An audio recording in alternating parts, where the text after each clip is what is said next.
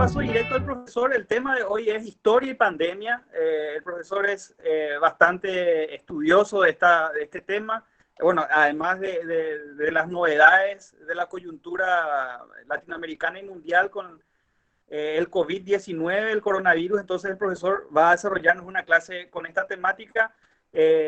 Las preguntas, por favor, va a ir colocándolas a medida que el profesor habla en el chat. Entonces, cuando acaba el profesor de hacer la presentación, vamos leyendo las preguntas y él va respondiendo, y estar atentos a mantener sus micrófonos apagados, por favor, para no interrumpir al profesor.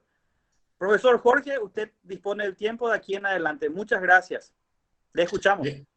Muy bien, Alberto. Bueno, primeramente, muchas gracias a vos, Alberto, y a la UNA por esta posibilidad de tener esta charla con ustedes, que además a mí me permite encontrarme con hermanos latinoamericanos de nuevo y verles las caras, y también argentinos, de Paraguay, y es una gran posibilidad que en el medio de esta crisis, de esta pandemia, nos permitimos hacer esto. Así que gracias desde ya por esto y por sentir, aunque sea virtual, el afecto, el calor que uno siente al estar frente a tantas personas queridas. Gracias por eso. Bien, para los que no conocen un poco la dinámica, les cuento que esta charla está hecha a partir de los chicos que están estudiando en el posgrado de la carrera de Ciencias Sociales. Así que la idea es un poco trabajar con diferentes momentos de pandemias para entender qué nos enseña o qué nos ha enseñado o qué hemos visto a partir de la historia y de las pandemias, pero también verlo a través de qué cosas nuevas podemos experimentar o ver desde las ciencias sociales y desde la historia en particular, que es lo que yo hago. Yo me dedico a historia, sobre todo del siglo XIX, y a historia global económica, así que un poco son estas cuestiones las que vamos a ver. Para esto he elegido 6 momentos en la historia, y 6 momentos que tienen que ver con diferentes pandemias, hasta desde la primera, en la cual hay registros fehacientes, que es la que se ha llamado la pandemia justiniana, hasta la que quizá más haya impactado en lo que vemos hoy, la que más se está hablando, por lo menos en los medios, que es la fiebre española, la de fines de la Primera Guerra Mundial. Así que les decía, empezaba con una imagen que voy a compartir con ustedes. Espero que se vea. Y de paso viajamos un poquito. Ya que no lo podemos hacer, lo hacemos a partir de las imágenes. Lo que tenemos aquí frente a todos nosotros es el Hagia Sofía. Hoy es Estambul. Tienen 4 torres que se ven a la vista, que fueron incorporadas luego, que son 4 minaretes, porque este fue un templo que fue cristiano y después, cuando llegaron los musulmanes, se convirtió en un templo musulmán. Hoy está en Estambul, pero estuvo en Constantinopla, en Bizancio, que fue durante varios siglos la capital del... A ver cómo puedo llegar a cómo regreso. La capital del imperio bizantino. ¿Por qué les muestro esto?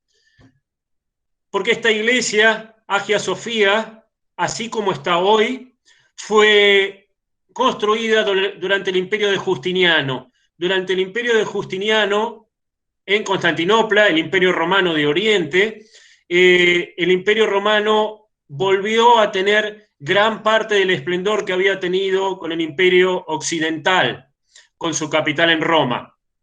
Logró la mayor expansión posible y llegó a un momento de absoluta eficiencia en el comercio, en el arte, en la cultura.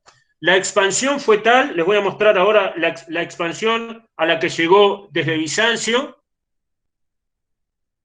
A ver si puedo compartir. Perdón, estoy comenzando a conocer el sistema ahora. Bien.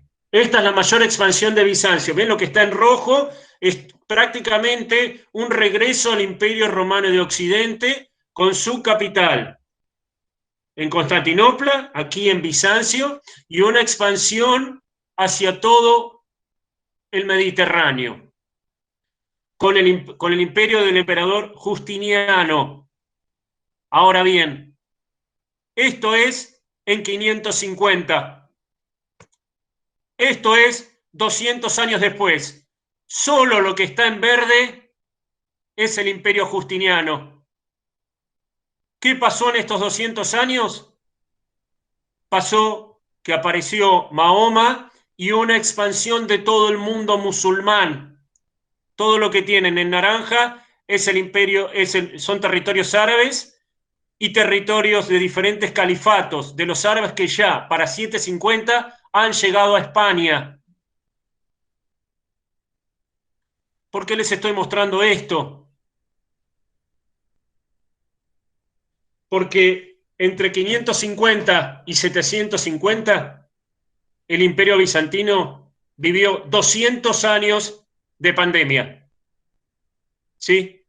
Varios de ustedes, me incluyo, estamos algunos cansados por la cuarentena, por 3 meses, 4 meses que ya llevamos, 6 meses quizá. Esta pandemia duró 200 años. Cambió completamente la estructura del Imperio Bizantino y cambió completamente probablemente la estructura de las relaciones entre Occidente y Oriente.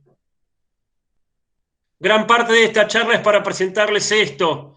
Las pandemias están desde que vivimos en sociedad, desde que hay ciudades, desde que hay globalización. Y van a seguir estando mientras sigamos viviendo en sociedad. Así que si algo nos enseña la historia es a convivir con esta situación. Los historiadores se han preguntado qué tal impacto ha tenido la pandemia en la caída o con el debilitamiento del Imperio Bizantino. Bien, bastante. Se calculan que murieron 30 millones de personas. Estamos hablando del año 750, cuando Europa tenía por lo menos 6 veces menos la cantidad de población que tiene ahora. O sea, es un impacto de quizás en gran parte de los sectores, 1/3 de la población de ese momento que vivía en toda la zona del Mediterráneo. El comercio fue completamente interrumpido. Y esto es también una de las preguntas que nos vamos a plantear a lo largo de la historia y de la charla. ¿La historia la escriben solo los hombres, las mujeres, o la escriben también los microbios? ¿Qué tanto debemos cambiar los historiadores nuestra perspectiva? Yo les cuento que hice mi carrera de grado en historia en la década del 90. Prácticamente no vimos nada de pandemias. Cuando veíamos la Primera Guerra Mundial, no veíamos, la veíamos solo como una guerra y no veíamos el impacto que había tenido en toda Europa, en toda América, en todo el mundo, globalmente, esa pandemia, más aún que la propia Guerra Mundial. Prácticamente las carreras de historia ignoraban todo lo que tenía que ver con pandemias. Solamente lo vamos a ver después en el transcurso de la charla. Recién en la década del 70 y del 80 se comenzó a incorporar algo sobre las enfermedades y quizá revisar un poco lo que sabemos de las ciencias sociales en relación con esta. Pero bien, quería dejarles en claro lo que se llama la plaga justiniana, que afecta al Imperio Bizantino en estos 200 años. Es la primera pandemia de la cual nosotros podemos comenzar a tener registros fehacientes y entender cuál ha sido la profundidad. La pandemia no es que estuvo los 200 años permanentemente en Bizancio, sino que golpeó varias veces, ida y vuelta en diferentes lugares de todo el imperio, llegando incluso hasta Gran Bretaña. El último registro de la enfermedad fue 200 años después de que hubiera comenzado. Bien, para continuar, y esto es quizá lo que más hemos conocido, lo que hemos visto en las carreras de historia y en diferentes carreras.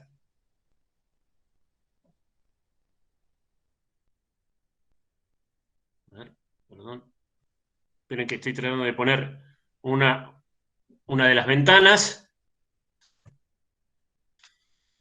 Una imagen clásica de la peste negra.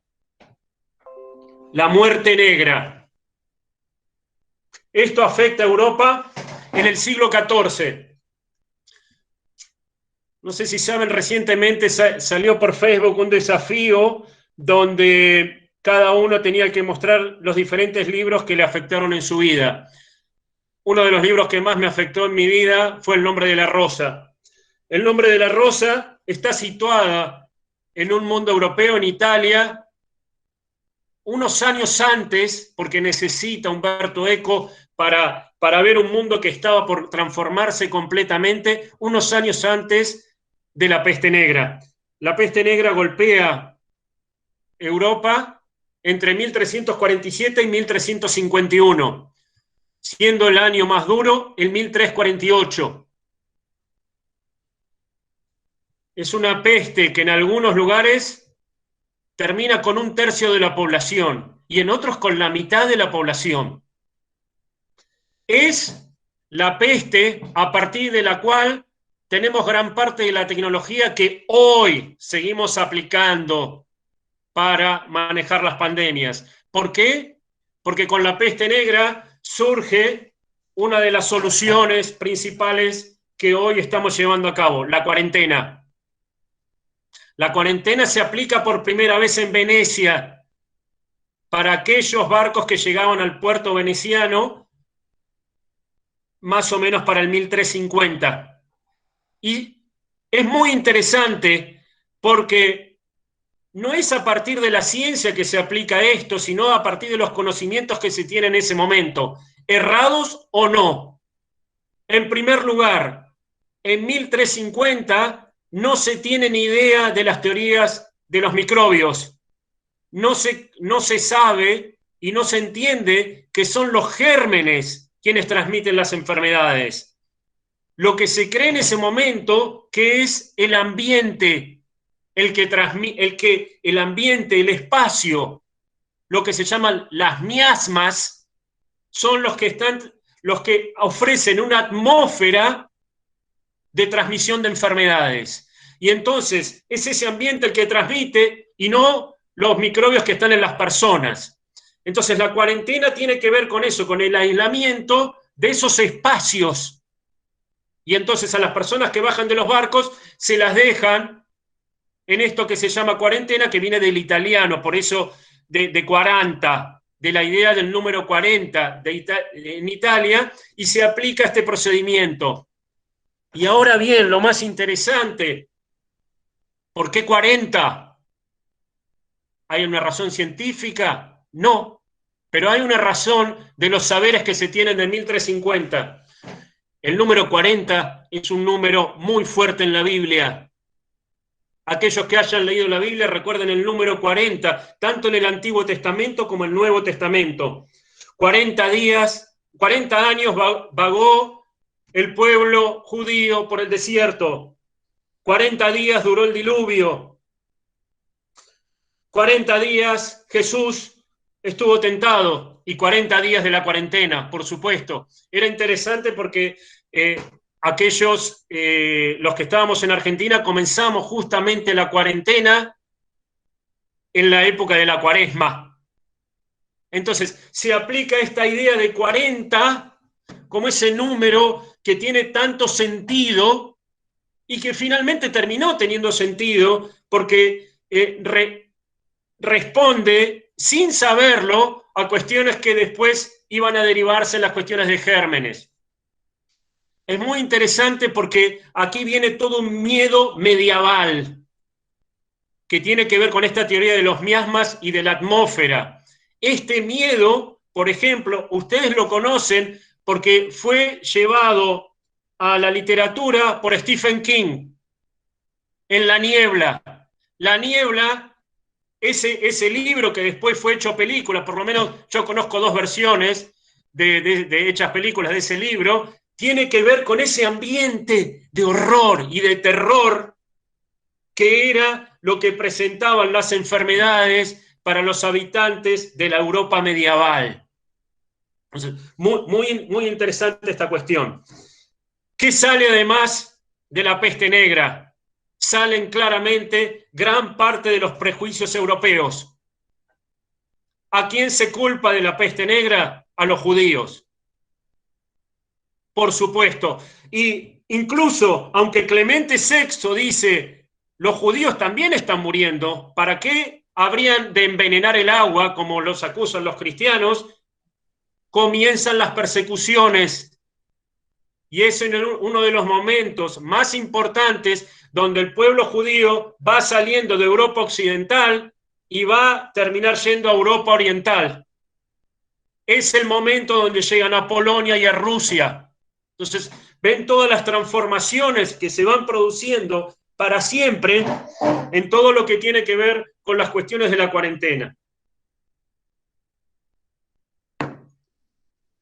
Es interesante también porque con las cuarentenas comienzan a haber acciones colectivas y acciones de un Estado que hace pensar a los individuos que las enfermedades no afectan a uno solo, sino que afectan a varios. Por lo tanto, también con la peste bubónica, la peste negra, se empieza a entender que son necesarias medidas colectivas para peligros que son colectivos. Voy a compartir una nueva imagen ahora con ustedes.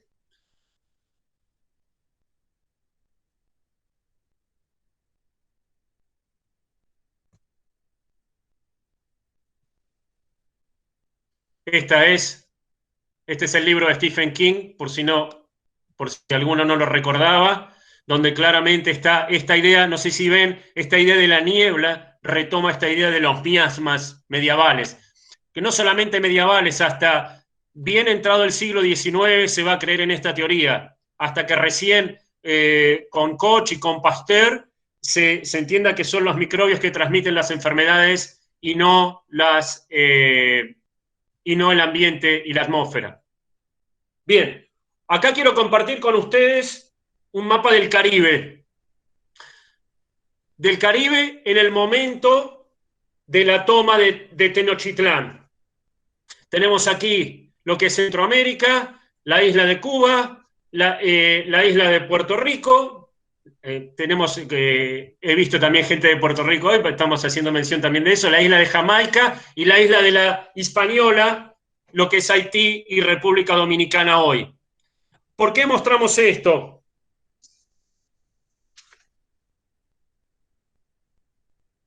¿Por qué les muestro esto? Porque una de las más importantes aportes que traen los europeos cuando llegan a América son los gérmenes. Y el germen más importante que traen es la viruela.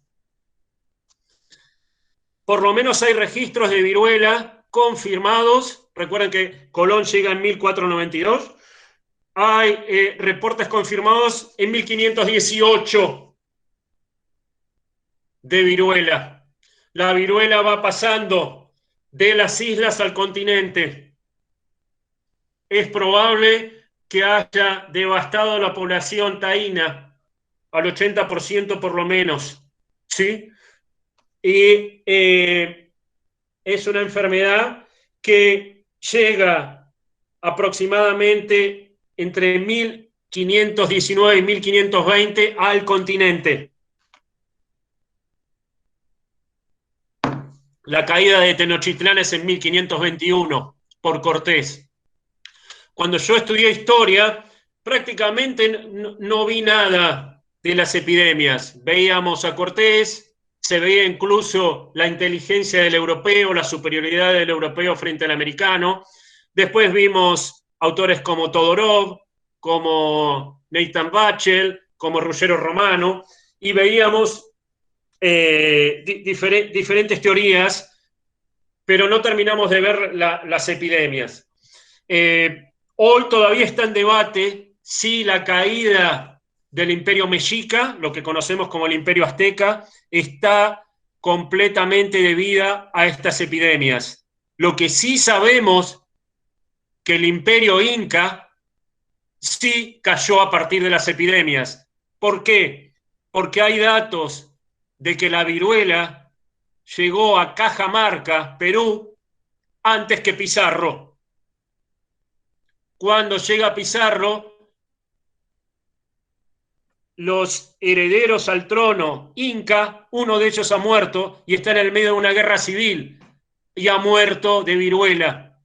Entonces, gran parte de toda la historia de la conquista de Perú está bien vinculada a esto. Y gran parte de lo que tenemos que ver para toda América se vincula con esto. ¿Por qué? Porque se entiende que en menos de un siglo la viruela acaba con el 90% de la población nativa de América. Esto no fue sabido hasta la década de 1970, cuando hay un historiador de Estados Unidos que se llama Alfred Crosby, que él acuña un nuevo concepto que va a revolucionar la forma de ver historia. Lo llama el Columbian Exchange, el intercambio colombino. Él no solamente toma los gérmenes, sino que toma todos los intercambios que hubo entre un lugar y otro, de personas, de alimentos, es decir, a Europa llega el tomate, llega el maíz, llega la papa, y a América, ¿qué traen los europeos? Principalmente viruela. Y aquí hay una cosa muy interesante, y en esto hay que ser muy cuidadoso. El primer documento en el cual el rey de España está aceptando el tráfico de esclavo entre África y América es en 1518, que coincide con el primer registro de viruela en América. ¿Qué quiero decirles? Porque también ha surgido la pregunta, ¿el tráfico esclavo de África hacia América se debió también a la devastación de la población americana por las epidemias? Es una pregunta que no está respondida, pero es una pregunta que nos queda a nosotros para pensarlo. Con seguridad que tuvo que ver con la profundización de esta cuestión. No creo que haya sido la causa inmediata, pero sí con la profundización del tráfico esclavo. El tráfico esclavo, esperen que les voy a compartir una imagen, otra.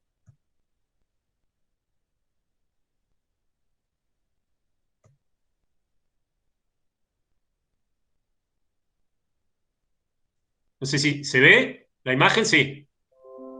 Sí, ahí me está diciendo que sí.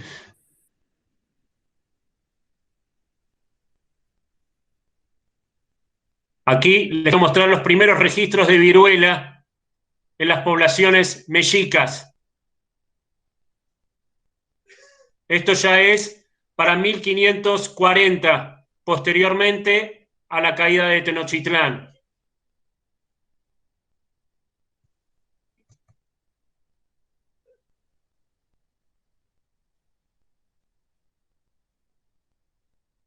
Voy a ver si puedo.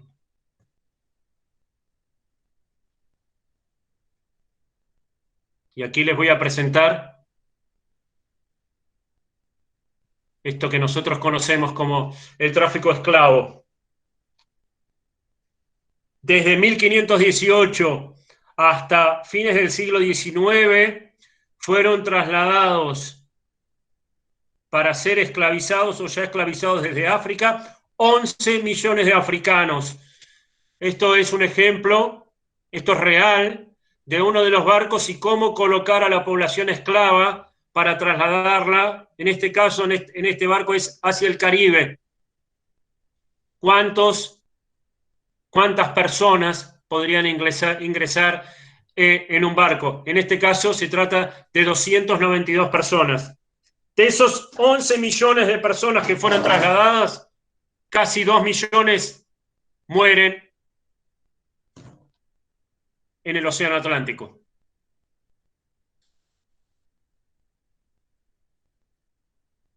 Por suerte hoy es parte de lo que se está revisando en todo el mundo, con todas las manifestaciones antirracistas que han surgido a partir del asesinato de Floyd, no solamente para los Estados Unidos, sino sobre todo para Europa, y también están llegando para el resto de América. Entonces, ¿qué nos queda de esta epidemia de viruela? Facilita la conquista de los europeos, facilita el asentamiento primero del Imperio Español, pero luego también del Imperio Portugués, del Imperio Francés y del Imperio Británico en América, y de alguna manera abre el camino hacia la profundización del tráfico esclavo entre África y América directamente, hacia Brasil, hacia el Caribe y hacia el sur de los Estados Unidos.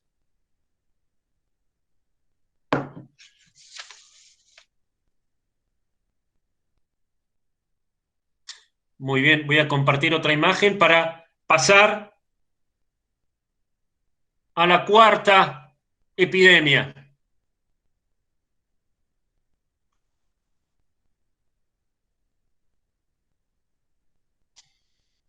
Acá nos aparece un mapa de los Estados Unidos, un mapa de lo que se llama la compra de la Luisiana.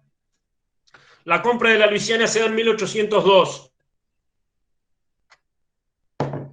¿Qué tiene que ver la compra de la Luisiana con las enfermedades y con las pandemias? Cuando se produce la Revolución Francesa en 1789, gran parte de los tres principios que tiene Francia frente a esa revolución son más o menos conocidos por todos: libertad, igualdad, fraternidad. Hay reacciones en todo el mundo atlántico frente a los ideales de la revolución, incluyendo a las propias colonias que en ese momento eran francesas.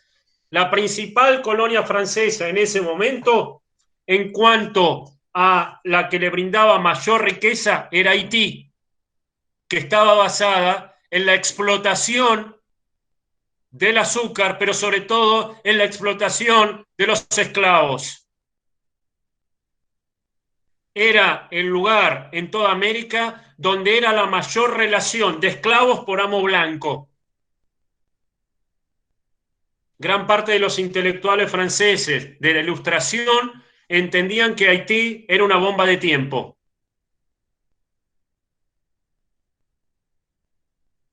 ¿Sí? Esa bomba de tiempo explota, pero no explota primero por los esclavos. Los primeros que se movilizan a favor de los principios de la Revolución Francesa, fíjense qué paradoja, son los amos blancos, que entienden que se pueden independizar de Francia para llevar y enriquecerse más de la explotación de sus esclavos y del azúcar haitiano. Esto va a producir un rebote donde comienzan a levantarse los esclavos. ¿En qué va a terminar esto? En 1804, con la independencia de Haití, la segunda república en América y la primera república negra que se está independizando como república y además en América. Pero de nuevo, ¿qué tiene dónde vemos alguna epidemia aquí? Napoleón, frente al levantamiento de los esclavos en 1802, manda su ejército, el ejército francés, que es uno de los más importantes de Europa, quizá el más, y se enfrenta a las milicias de los ejércitos esclavos en Haití. Los franceses son derrotados por el ejército haitiano, pero también por una nueva epidemia, la fiebre amarilla. La fiebre amarilla barre, no solamente con el ejército napoleónico, sino con las aspiraciones francesas en el Caribe. Además, Francia está de nuevo con una deuda enorme. ¿Qué es lo que hace Francia? Le pide diplomáticamente a los Estados Unidos que le compre una parte de su territorio en América. ¿Cuál es la parte de ese territorio? La Luisiana, lo que yo les mostré. La Luisiana no es solamente el estado de Luisiana de hoy, es una tercera parte del territorio norteamericano actualmente. ¿Todo por qué? Por el levantamiento, por la revolución haitiana, pero también por la fiebre amarilla. La fiebre amarilla, además, era una enfermedad africana que a partir del tráfico esclavo comienza a ser expandida por todo el Atlántico. Los franceses van a tener mala suerte con la fiebre amarilla. Y los estadounidenses bastante suerte. Nos trasladamos ahora, volvemos al Caribe, nos trasladamos un poco más al sur y observamos aquí la construcción del Canal de Panamá en 1913. De nuevo, ¿qué tiene que ver esto con las pandemias? La cuestión del cruce del Atlántico es una cuestión que se va a manejar desde el siglo XVI. Los primeros intentos de llegar tienen que ver con llegar por el Ártico. Por ejemplo, Cabot es uno de los que intenta llegar, su hijo Caboto va a ser el que descubre el Río de la Plata. Quieren llegar de un lugar que conecte el Atlántico con el Pacífico, lo buscan por el Ártico, después encuentran el paso por Tierra del Fuego, por el Estrecho de Magallanes en el sur. Pero ya para el siglo XIX está la idea de encontrar un paso a través de Centroamérica. Ese paso tiene dos posibilidades. Una es Nicaragua, a través del lago, y la segunda es Panamá. Los primeros que van a intentarlo son los estadounidenses, pero a través de un proyecto privado de un señor que se llama Walker, que va a invadir Nicaragua con dinero de una de las personas más ricas de los Estados Unidos en ese momento. Hoy tiene una universidad y es un nombre muy importante en los Estados Unidos, que es Vanderbilt. Él va a financiar ese proceso y esa toma de Nicaragua. Bien, pero eso no llega más que una toma, un golpe de Estado que termina en un posterior fracaso. Los que van a intentar de nuevo el paso oceánico son los franceses de nuevo. Y lo van a intentar por Panamá. Y lo van a hacer, lo van a intentar durante varios años, entre la década de 1880 y la década de 1890. Hay un empresario francés, Ferdinand de Lesseps, que es el que va a intentar, el que va a aportar más. ¿Qué le va a pasar? La fiebre amarilla de nuevo. Desde mediados de la década del 80, los franceses pierden 200 trabajadores mensuales por la fiebre amarilla. Todavía en esa época no se sabía que la transmisión de la enfermedad llega a través del vector que es el mosquito. Y entonces los franceses terminan abandonando la misión en Panamá y se van. ¿Quiénes van a llegar posteriormente a partir de 1903? Y ahí tengo al compañero Gustavo que lo estoy viendo. Los estadounidenses, pero a partir de la independencia de Panamá, de Colombia. ¿Qué es lo que ha pasado ya para 1903? Ha pasado Carlos Finlay y se ha descubierto que la fiebre amarilla se transmite a través del mosquito. Por lo tanto, cuando lleguen los estadounidenses a hacer el Canal de Panamá, lo van a hacer con el conocimiento de cómo luchar contra la fiebre amarilla. Llegan con mosquiteros, llegan con lugares donde controlar los huevos de mosquito, llegan con toda una nueva tecnología a partir de la ciencia, a partir de la cual van a poder terminar el canal de Panamá, cuya construcción lleva 10 años entre 1904 y 1914. Fiebre amarilla. Bien, les voy a mostrar una nueva imagen.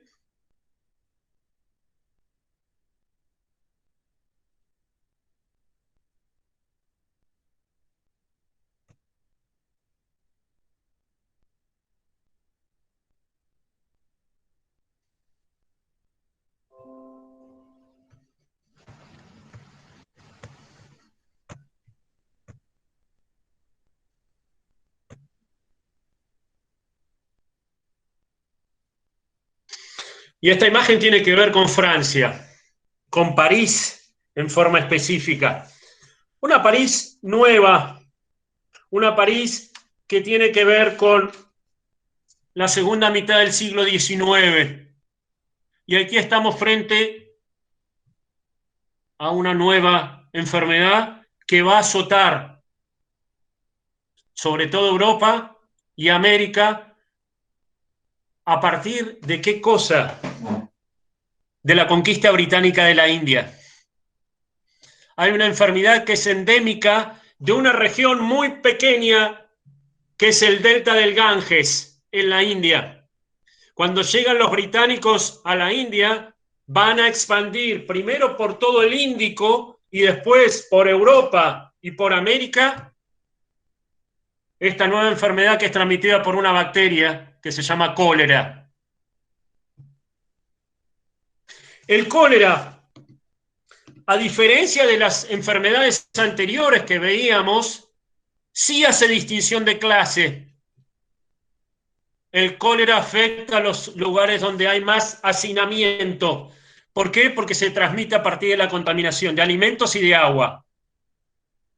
Es decir, si no se tiene acceso a agua potable, se está en riesgo de la transmisión del cólera. El cólera, les decía, pega en el Índico, se tienen datos de la llegada del cólera en 1817 a Calcuta y en 1829 hacia todo el Índico, incluso hacia África también. Sobre el cólera sabemos para 1883, que es cuando Robert Koch aísla la bacteria. Hasta ese momento no sabíamos cómo se transmitía. El cólera es un hijo del colonialismo, es el hijo de la expansión británica. El cólera va a afectar a todas las ciudades durante el siglo XIX, sobre todo después de la Revolución Industrial, cuando las ciudades han crecido en una dimensión increíble en relación con lo que era antes. Y entonces, donde hay mayor hacinamiento, hay mayor posibilidad de agua contaminada y hay mayor posibilidad de cólera. ¿Por qué les mostré la imagen que les mostré? Porque tiene que ver con la refacción y la redistribución del área urbana de París, que se va a realizar a partir de la segunda mitad del siglo XIX y la lleva a cabo el barón de Haussmann. París cambia completamente su fisonomía, deja de ser una ciudad feudal y se convierte en una ciudad con grandes espacios, Champs-Élysées, grandes avenidas, que circule el aire hacia un lado y hacia el otro. Esta es una idea de Haussmann en base a los conocimientos de ese momento. ¿Qué se quiere combatir? Todavía la teoría miasmática que hablábamos hoy. Necesitan circular el ambiente. No sé en cada uno de los lugares donde viven porque veo gente de diferentes lugares. Pero si ustedes ven las casas antes, si las casas son antes de la Segunda Guerra Mundial, miren a sus techos. El techo de la casa va a ser más alto. Eso también es teoría miasmática, porque se creía que si circulaba mejor el aire había menos posibilidades de enfermedad. la arquitectura no es que inmediatamente se haya hecho eco de la teoría de los gérmenes que reemplaza la teoría miasmática, sino que lleva un tiempo y por eso se entiende que después de la Segunda Guerra Mundial se ha abandonado completamente esta idea y los techos de las casas son más bajos. Todas las grandes ciudades de Europa y de Sudamérica se transforman a fines del siglo XIX en función de esta reforma de París. Todos los bulevares de todas las ciudades de Sudamérica tienen que ver con este impacto. Y ese impacto de Haussmann se sumaba a uno nuevo que tiene que ver directamente con los avances que se ha encontrado en la salud cuando Jon Snow, que se llama igual que el personaje de Game of Thrones, que seguramente se ha basado en él, es el que encuentra la causa en el agua contaminada del cólera.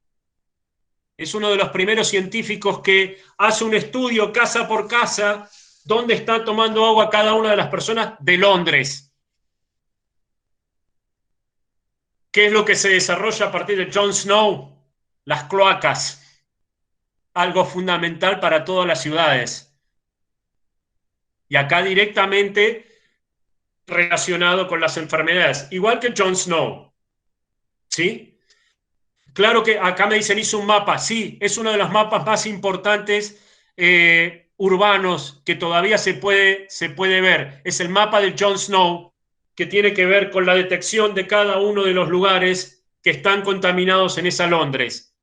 El conocimiento de Jon Snow y de Haussmann se distribuye hacia todo el mundo. Y la ciudad donde vivís se transforma completamente.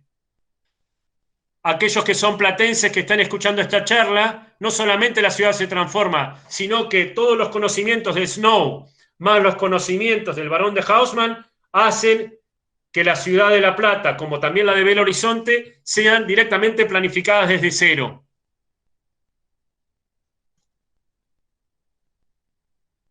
Y para llegar al último de nuestros momentos, voy a compartir con ustedes.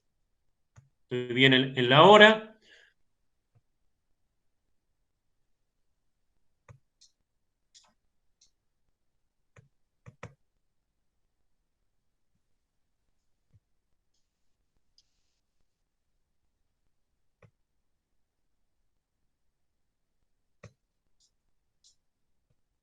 Acá no tengo el mapa de Jon Snow, pero tengo los trabajos en las cloacas de Londres a partir de las ideas de Jon Snow. Para algunos autores, estos trabajos en Londres son una de las grandes maravillas de la Europa industrializada de la Revolución Industrial.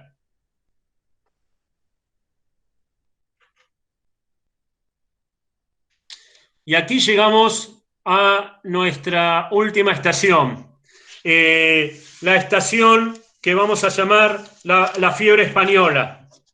Interesante, ya desde el nombre, fiebre española. Es interesante la historia del nombre. Fiebre española, Spanish flu. Casi con seguridad se sabe que en algún momento de 1917, en alguna granja de Kansas, muta uno de los virus que se traslada entre un pájaro, entre un cerdo y una persona que queda contaminada. Esa persona contaminada va a contaminar a otros un momento antes solamente que Estados Unidos entre en la Primera Guerra Mundial. Estados Unidos entra en 1917 en la Primera Guerra Mundial. Gran parte de los soldados estadounidenses están llevando a Europa un presente griego, la fiebre española. Europa, que está en una guerra, que es una guerra de trincheras, con una población totalmente debilitada, es devastada por esta gripe española que todavía no sabemos por qué se llama así.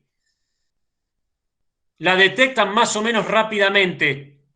Creen que es una bacteria, aunque es un virus, es gripe, pero lo que pasa es que está toda Europa en guerra. Entonces, cada uno de los científicos de cada uno de los países está imposibilitado de dar a publicidad los conocimientos en relación con esa enfermedad. Los franceses no quieren que los alemanes sepan cuánto saben de la enfermedad. Los alemanes no quieren que los británicos lo sepan. Y así cada uno de los países. ¿Quiénes son los únicos científicos que pueden dar a publicidad lo que está pasando con la enfermedad? Aquellos que son de países neutrales. España. Y ahí quedó el sello. La gripe española no tiene nada que ver con España y justamente tiene que ver con los españoles son los primeros que dicen, che, hay una enfermedad aquí, hay un problema.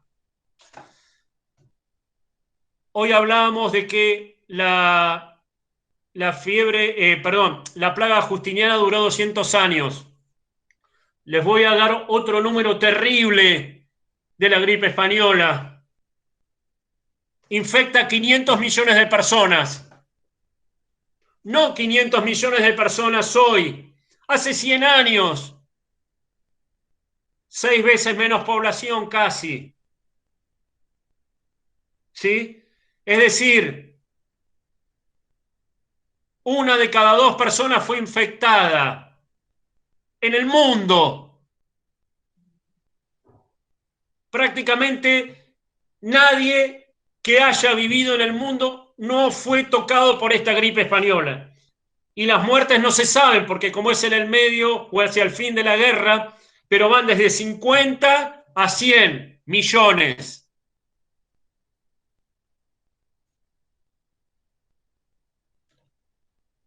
Terminan con grandes poblaciones de Europa y de América.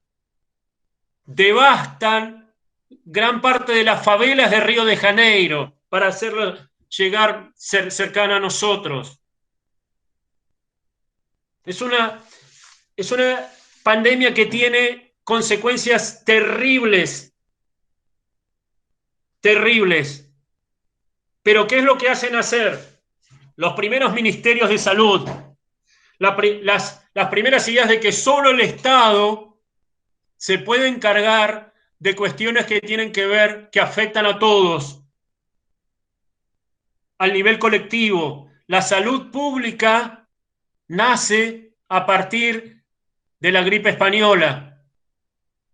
El primer ministerio va a ser en la Rusia, que todavía no es la Unión Soviética, pero es la Rusia ya comunista en Lenin, es el primer ministerio de salud. Hay cuarentenas, no se cierran países, pero sí se cierran varias ciudades.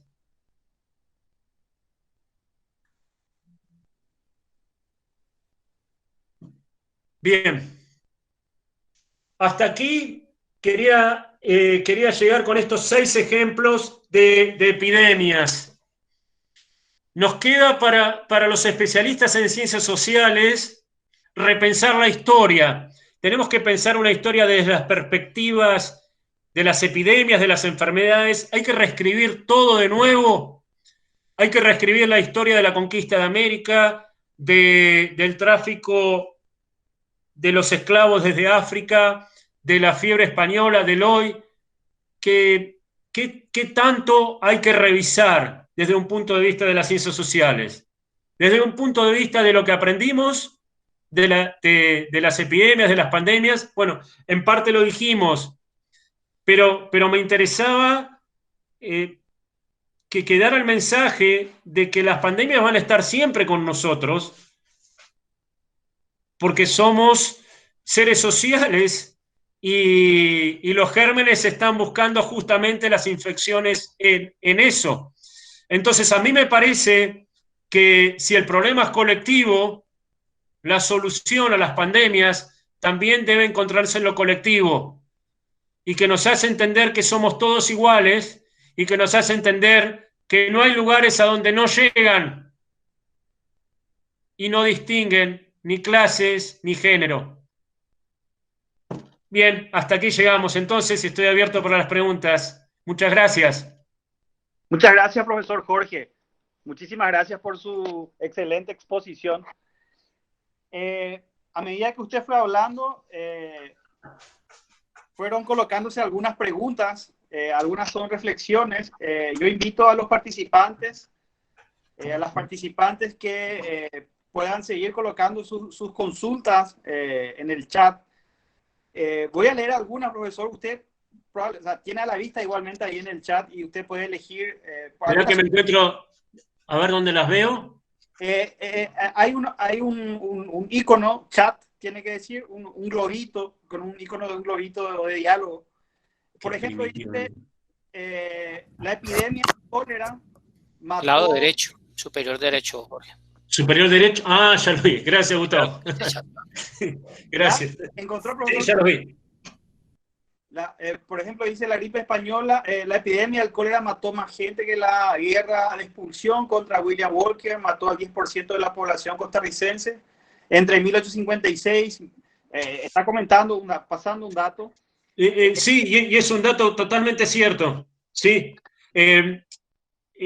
Si tenemos datos totales de las enfermedades, quizá la viruela, los datos no son completamente precisos, pero se cree que quizá la viruela mató 1.000 millones de personas, por ejemplo. Exacto.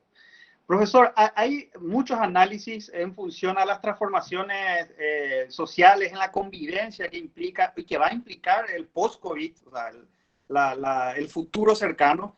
Hay grupos de expertos que están siendo consultados o constituidos en Francia, en Inglaterra, en España, en Europa sobre todo.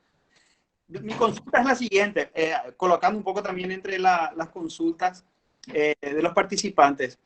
¿Qué tiene que pasar para que haya una transformación más profunda en la convivencia social? Porque esta pandemia está demostrando que hay grupos que soportan mejor, tienen mejores condiciones para atravesar esta pandemia y otros grupos que tienen menos condiciones. Básicamente los pobres, los vulnerables, lo demostró Ecuador, lo está demostrando la cantidad de gente que muere en Estados Unidos y en Brasil. O sea, ¿qué clases sociales o qué grupos son los más afectados y qué clases menos? Entonces, ¿cuál sería una reflexión en torno a al impacto de esta pandemia en términos de los grupos que pueden atravesar mejor y qué se viene para adelante en términos de las desigualdades y las clases sociales? Es buenísima la pregunta. Primero, lo que nos enseña la historia. Siempre ha habido reacciones de la población frente a las cuarentenas, en contra de las cuarentenas. Incluso tiene nombre, se llaman cholera riots, los disturbios en contra del cólera. Y se han llegado a matar médicos también en Europa por cuestiones de la cuarentena. Lo que puedo decir es lo que he visto. Vi Europa, por ejemplo, que reaccionó más allá de tener una idea transnacional y de una comunidad europea, reaccionó en forma nacional. Cada uno cerró sus fronteras. O sea, antes del COVID, vos podías ir de España a Francia tranquilamente, pero ahí lo cerraron. Es decir, no hubo una confianza transnacional en los sistemas de salud de los otros países. Vi que hubo reacciones que fueron colectivas, pero siempre a nivel nacional. Me dio un poco de pena, sobre todo como latinoamericano, que no se tomaran ningún tipo de medida continentales y no se pusieran de acuerdo ni siquiera países entre sí, Paraguay, Argentina, Paraguay, Chile, Brasil y Paraguay. Hubo poco de eso y me parece que se podría haber mejorado la situación, pero es una opinión, por supuesto. Después, en cuanto al post y a lo que viene, sobre todo en sociedades como la latinoamericana, donde tenemos sectores marginales tan importantes y sectores que están fuera del mercado, es muy difícil también para los estados operar sobre esos sectores. Y yo creo que el COVID no viene a traer nada nuevo, sino que viene a profundizar las desigualdades que ya estaban desde antes. Y lo que hacen es profundizarlas y mucho, pero no están transformando lo que no estaba anteriormente. Perfecto. Profesor, una consulta dice si hay algún precedente en la historia sobre esto que está siendo ya motorizado ahora, una demanda contra China por el COVID. ¿Sí? Si hay algún antecedente histórico en términos de una demanda a un Estado por ser culpado de haber generado una pandemia. Esa es una consulta. Luego Javier pregunta la situación de Alemania, esto que está en las noticias, también el frigorífico, que generó generó todo un contagio masivo. Dice, Alemania ahora está aislando 630.000 personas por el brote en un frigorífico. La pregunta es, estos países que tienen mayor tecnología en salud a disposición no pueden controlar al virus que históricamente hizo los países pobres en las pandemias. Esto coloca Javier. Luego dice, buenas tardes, consulta, ¿cómo las culturas latinoamericanas influyeron para la lucha contra el COVID-19? Esas son algunas preguntas, profesor. Bien, hay algunas preguntas que si tienen que ver con el presente, ahí yo ya les estoy dando mi opinión como uno más, porque no soy experto en eso, soy experto en historia, no puedo saber más de esas cuestiones. Había escuchado lo de la demanda china, entiendo que no hay antecedentes, he visto algo que tenía que ver con una situación, en algún momento algo en Estados Unidos hubo en contra de Colombia por una cuestión de drogas y lo que estaba produciendo, y hubo algo en la década del 90 que puede convertirse en algún antecedente sobre eso. De todo modo, me parece que esa posible sanción a China tiene que ver más con algo discursivo y en el fondo también tiene que ver con una cuestión que depende de esto que sale muchas veces de las pandemias, que son los prejuicios. En inglés la gripe se le dice flu.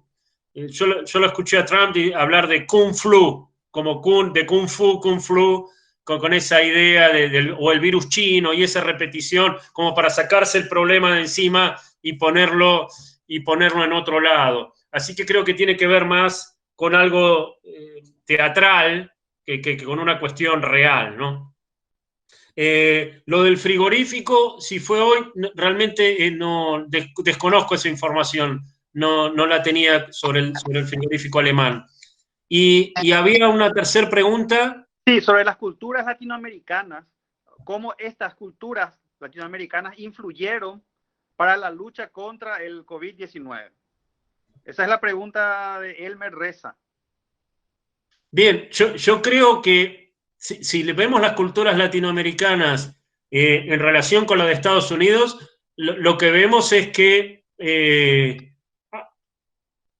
entiendo que hay cuestiones colectivas que son más fuertes en Latinoamérica y que llevan a que se pueda sostener las cuarentenas durante más tiempo, porque hay una mayor relación con el Estado que con una cultura más individualista como la de Estados Unidos. Entonces se puede sostener cuarentenas de más largo plazo, como son las de Colombia, como son las de Argentina y otros países, entendiendo la población de que hay un bien general que es más importante que tu bien individual.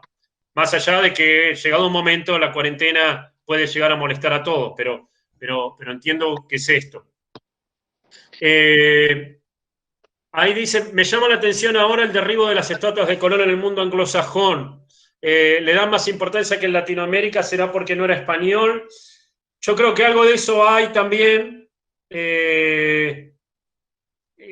Eso ya tiene que ver un poco más con el racismo, ¿no? Pero creo que Colón está visto como alguien externo y sería más serio el derribo de estatuas en los Estados Unidos cuando comiencen a derribar a personajes como algunos de los padres fundadores que están vinculados también con la esclavitud, ¿no es cierto? Aunque en el sur se han derribado varias de las estatuas de líderes sureños confederados. Gastón consulta, profesor, si comparando los datos históricos y la cantidad de contagios y muertos, ¿el COVID es una pandemia o es una enfermedad global? Y José pregunta si también se mencionaba que el virus pasó de murciélago a humanos. ¿Hay algún antecedente similar en la historia como origen de una pandemia o de una enfermedad global? Sí, sobre la última pregunta, el SARS, seguro. Ya les recomiendo a los que tienen Netflix, y esto lo vi incluso antes del COVID. Vean, hay un programa en Netflix que se llama, no recuerdo bien cómo es el título de la serie, pero ese capítulo en especial se llama La próxima pandemia y está hecho en 1910, está hecho en 2019 y ya está anticipando gran parte de lo que estaba pasando. Y ya con los murciélagos ya había pasado. Así que en eso sí hay, y es bien reciente. Y la otra tenía que ver con los casos históricos, la cantidad de contagiados y muertos. ¿Es pandemia o enfermedad global? Y no lo sé, yo creo que nos manejamos todos con la Organización Mundial de la Salud y lo que ha dicho es que es pandemia. Creo que en eso es la autoridad para ofrecerle el nombre o la categoría a lo que está pasando, ¿no? Ahí yo ya no sé tanto. Perfecto. ¿Qué te parece, Gastón? Yo no puedo llegar a saber más que eso. Ya. Gracias. Gracias a usted, profesor. A ver si hay alguna otra consulta al profesor Jorge. Álvaro dice, Australia lidera la posible demanda contra China. O sea, está Álvaro ampliando esta información. Bien. Inmediatamente enfrentó amenazas diplomáticas contra Australia de parte de China como la posibilidad de vetar sus productos en China, los productos australianos en China. La consulta es si en la historia de las pandemias pasadas el comercio y las relaciones diplomáticas se vieron afectadas por pandemias, fuera del caso de Luisiana entre Francia y Estados Unidos por la derrota en Haití. Sí, y la pregunta de Álvaro, bueno, me permite promocionar mi canal de YouTube, que es un canal gratis, con mi nombre, Jorge Troisi, y eso estaba bajo el nombre El Efecto Marco Polo. Ahí si quieren se pueden suscribir al canal y en El Efecto Marco Polo un poco comento esto, porque en realidad sí, o sea, las epidemias son transmitidas a partir del comercio y a su vez afectan el comercio, es lo primero que afecta. Históricamente ha habido, los transmisores de epidemias son es el comercio y los ejércitos. Cuando la movilización de ejércitos ha llevado a las enfermedades, como la gripe española, o la fiebre amarilla o el cólera, es la distribución de un lado hacia el otro. Así que sí, hay ejemplos permanentes de transformación en el comercio a partir de las pandemias. Perfecto, gracias. Tomando otra consulta, tomando como Sí. referencia que la historia se repite, ¿cuál sería de caber la posibilidad, el COVID, cuál representaría la de mayor similitud con las históricas? ¿Entiende la consulta, profesor? Sí, sí. Es una buena pregunta, Diego. No lo sé aún, porque no sé cómo va a terminar, no sé cómo es la nueva normalidad. Eh, Esto que decían del frigorífico, no sé cuándo se termina, si sigue dando vueltas o no. Eh, no lo sé. Podría ser la fiebre española, aunque la fiebre española ha tenido muchísimo más impacto. Eh, ¿Cómo será el mundo el año que viene? No lo sabemos. Eh, me queda seguir esperando y seguir siendo testigo de esto para poder arriesgar una respuesta. Pero la pregunta la tengo igual que vos, Diego, y la sigo manteniendo. Sí. Muy bien. Ahí dice ahí, o lecciones aprendidas. Y lecciones aprendidas me parece que es lo colectivo. Y es la función del Estado y de entender que los problemas son de todos. Y entonces las soluciones también tienen que serlo. Yo creo que eso es. Y eso sería la lección bien aprendida de la fiebre española. Perfecto. Gracias, profesor. No, al contrario. Aquí Carolina está compartiendo su canal en YouTube. Muchas gracias, Carolina. ¿El mío Perfecto. es? No da para identificar el canal, nada más dice Carolina. Por ahí, Pero Carolina. ese es mi canal. Está bien, gracias. Ya. Sí, es su canal, profesor, efectivamente. Perfecto.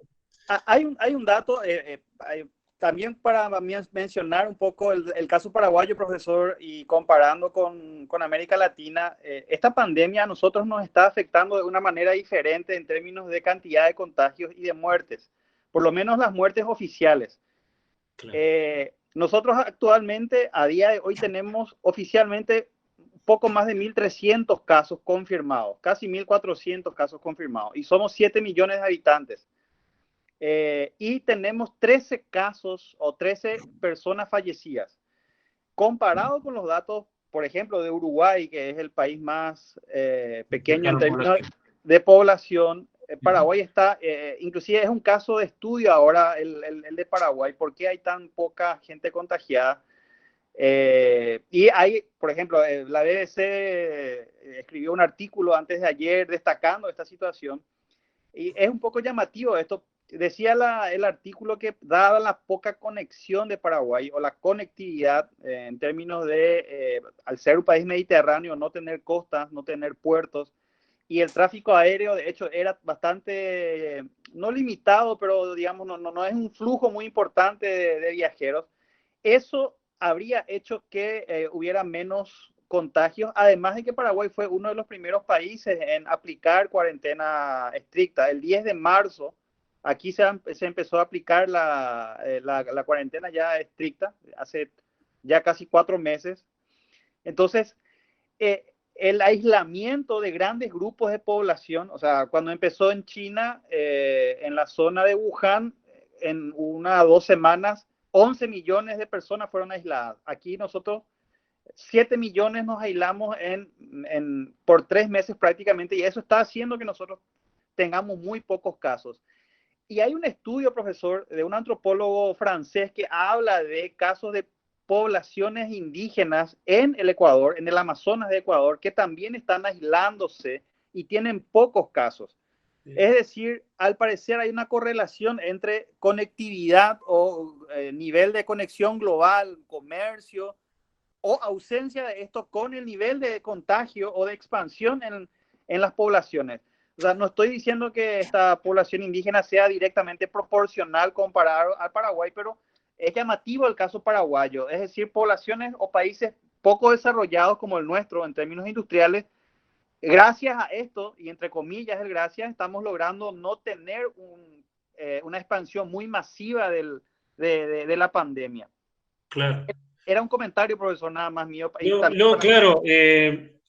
Lo que entiendo en Paraguay, además, con un sistema de salud público más precario, tuvo que salir rápido a cerrarse por las dudas de que ese sistema colapsara rápidamente. Y eso le llevó a una serie de medidas que, bueno, que aparentemente terminan siendo satisfactorias. Exacto. Y pensando en eso, en lo que vos me decís y en esta pregunta que hacía Diego, quizá el que venga, no lo sé, quizás sea un mundo menos globalizado, o por lo menos por algún tiempo, ¿no? Por cuestiones reales, primero porque las aerolíneas se están quebrando, y después por cuestiones que tendrán que ver con la propia salud.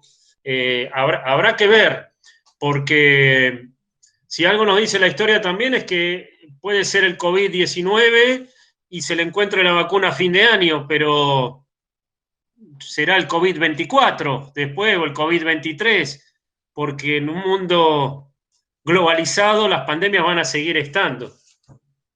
Exacto. Álvaro realiza una consulta, profesor. No sé si usted puede mirar allí el surgimiento. Igual le leo. El surgimiento de los estados-nación modernos, como los conocemos actualmente, y los procesos ocurridos en la década de 1870 con el Imperio Alemán, con sus respectivas modificaciones en las dos guerras mundiales, tuvieron relación alguna con alguna pandemia. Es decir, alguna pandemia ha estado relacionada con el surgimiento o desaparición de algún país o nación. Yo no podría decirte que de algún Estado o nación directamente, pero sí con el mayor poder estatal. Sí, eso con seguridad. Porque gran parte de la planificación, no solamente en salud, sino la planificación urbana, sino planificación presupuestaria, tiene que ver con consolidación del Estado y tiene que ver con la lucha contra las pandemias. Y claro, ahí dice 1970, pero es 1870 con el Imperio Alemán. No, en el caso del Imperio Alemán entiendo que no directamente.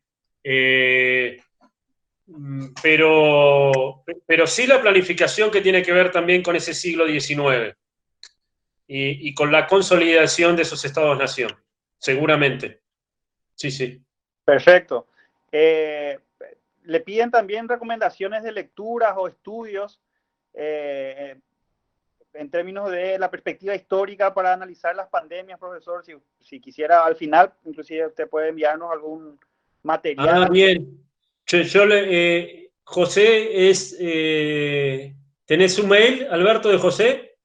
José, ¿puedes colocar tu mail en el chat? Así, sí, José está inscrito en el seminario, va a recibir. Bien.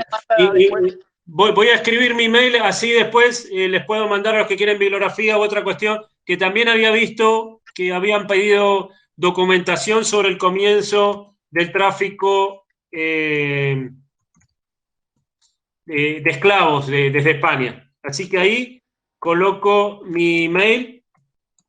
Perfecto, perfecto. Y así lo continuamos de esta manera. A ver si les aparece. Sí, aparece, sí, aparece su correo.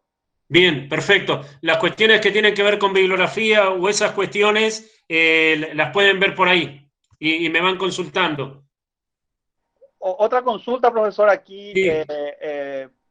lo saludan y dice, con mis estudiantes de antropología del bachillerato estamos analizando cómo pandemias o epidemias anteriores afectaron a distintas dimensiones del ser humano: educación, ocio, entretenimiento, trabajo, comunicaciones, política. Pregunta si tendrías algo más que contarnos con respecto a esto, aparte de lo que ya comentaste. Dimensiones de la vida que han modificado pandemias. Y leo la pregunta de Javier también, es un comentario. Argentina empieza un rebrote, Brasil sigue con su ritmo de infección, Bolivia está aumentando. ¿Será que Paraguay y Uruguay podrán soportar la presión de estos países? Bueno, es un comentario. Le dejo ahí con la consulta de María José Quevedo, profesor. Sí, ahí, espera, porque tengo, espera que he perdido me perdí. Te estamos escuchando, profesor, no te estamos viendo. ¿Pero no me están viendo? No, tu cámara está desactivada. Y no sé, ¿dónde está? Con tu cursor al descender hacia la parte baja de la pantalla aparece el zócalo, donde aparece el micrófono. Acá está. La ¿Ahora me cámara. ven? Albert, se le ve al profe. Yo no ¿Ahora le se me estoy- ve? Se le ve. Sí, Ahora- se te ve, Jorge. ahora Bien, sí. bien. Ahí Ya, les mando el canal de YouTube también. A ver. Está bueno esa pregunta de antropología que me hacían. No la puedo encontrar, a ver. Acá está. Pandemias, epidemias anteriores afectaron distintas dimensiones del ser humano. Educación, ocio. Bien. Sí, claro que sí. Primero, toda la distribución urbana. Eso absolutamente. Tiene que ver con esto por motivos que tengan que ver con un conocimiento real de las enfermedades o por motivos cerrados, pero la forma en que están planificadas las ciudades tienen que ver con esto. Educación, bien, esto que les decía, la incorporación en ciencias sociales de la dimensión de la historia ambiental, que ha sido incorporada recién en los 70, y tiene que ver también con un momento, con un episodio que es la crisis del petróleo del 73. Es cuando se comienza a introducir una visión nueva porque la forma de energía, que era el petróleo, genera el precio del petróleo aumenta mucho y con eso viene de la mano todas las teorías ambientales que estaban antes, pero ahora que se les prestan atención porque el petróleo es caro. Y entonces ahí comienza toda una nueva dimensión de la educación o de las diferentes ramas que hay que revisar y verlas de otra manera. Y bueno, mientras tanto voy a seguir pensando sobre diferentes dimensiones, pero obviamente el Estado, la política de salud, las formas de los hospitales, el mismo concepto de hospital y todo lo que tiene que ver con lo público y la salud está completamente involucrado en estas cuestiones. Pero igual voy a seguir pensando en eso. Después dice, Argentina empieza un rebrote, es cierto, Brasil sigue con su ritmo de infección, Bolivia está aumentando. Sí, Paraguay y Uruguay podrán soportar la presión de estos países. No lo sé, Javier, pero me imagino que es la misma presión de todos. No sé, me imagino que si se muere alguien en Chile, en Paraguay o en Argentina de COVID, es la misma muerte. No, los problemas son de todos, las pandemias es un problema generalizado. Quizá habría que implementar políticas públicas, no solamente nacionales, sino transnacionales, que es lo que no se está debatiendo todavía. Y esto me parece bastante raro. Lo saludan del Colegio del Sol, que estuvo usted el año pasado por allí, dice. Otra consulta, profesor. Sí, qué lindo, el colegio, sí, lo pasé bárbaro. Muchas gracias. Gracias, San. El señor Gustavo consulta, dice que le llamó la atención cuando mencionó que antes que llegara Pizarro a Cajamarca ya había llegado la viruela al imperio inca.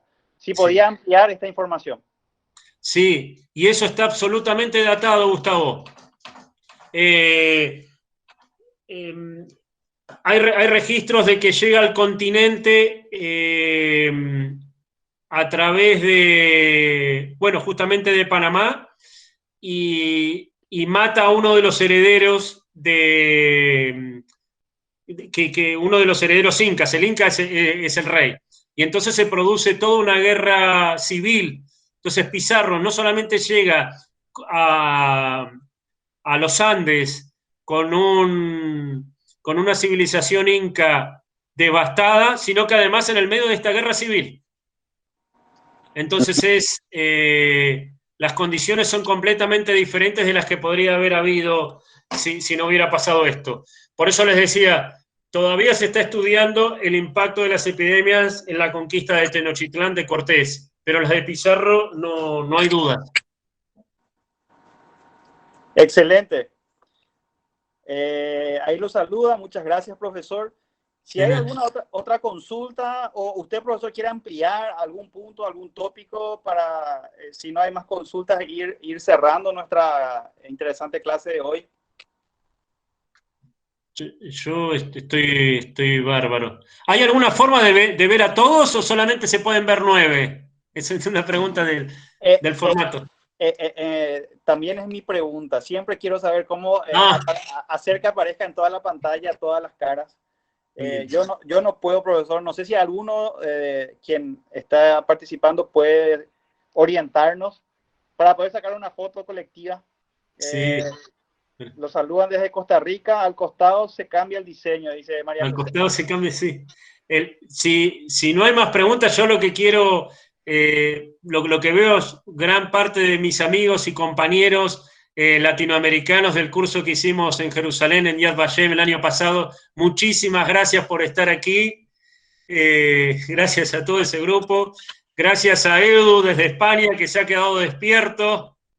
No sé qué hora es, Edu, ya debe ser la 1 de la mañana, más casi las 2. Gracias por estar ahí. Gracias a los amigos de Paraguay, a los de La Plata. Bueno, los veré pronto, los que están aquí. Al Colegio del Sol, gracias por esa jornada genial y San, gracias por todo.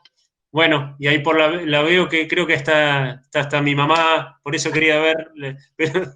Y Nati también la vi. Gracias, Nati, por estar. Perfecto. Muchas gracias, profesor, de parte de la Facultad de Ciencias Sociales de la Universidad Nacional de Asunción.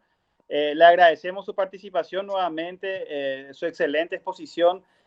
Luego le vamos a pedir sugerencias de bibliografía o links. Vamos a seguir y compartir su canal de YouTube para seguir profundizando este tema que va a seguir siendo de actualidad en el futuro próximo, por lo que estamos viendo. Muchísimas gracias a todos y a todas por participar. Recordarles que este jueves es la última clase virtual de este ciclo, de este seminario con la profesora Gabriela Schwartzman.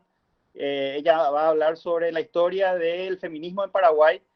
Entonces, quienes han participado sistemáticamente, esta es la última clase, la del jueves, y ya luego procesaremos los certificados de participación. Ahí los saludan, profesor, extensamente, efusivamente. Los participantes agradecen su excelente exposición. Gracias, Alexa. Gracias, Gloria. Gracias, Marco. Los estoy viendo. Ahora los puedo ver. Gracias, Blas. Genial, genial. Muchísimas gracias entonces a todos, profesor, y quedamos en comunicación permanente para poder compartir información y estar en el futuro, que poder volver a contar con usted, ya sea virtualmente o ya presencial en la Faxo. Muchísimas gracias, profesor. Gracias a todos ustedes. Nos Buenas vemos. Noches. Que tengan buenas noches. Muchas gracias. Hasta luego.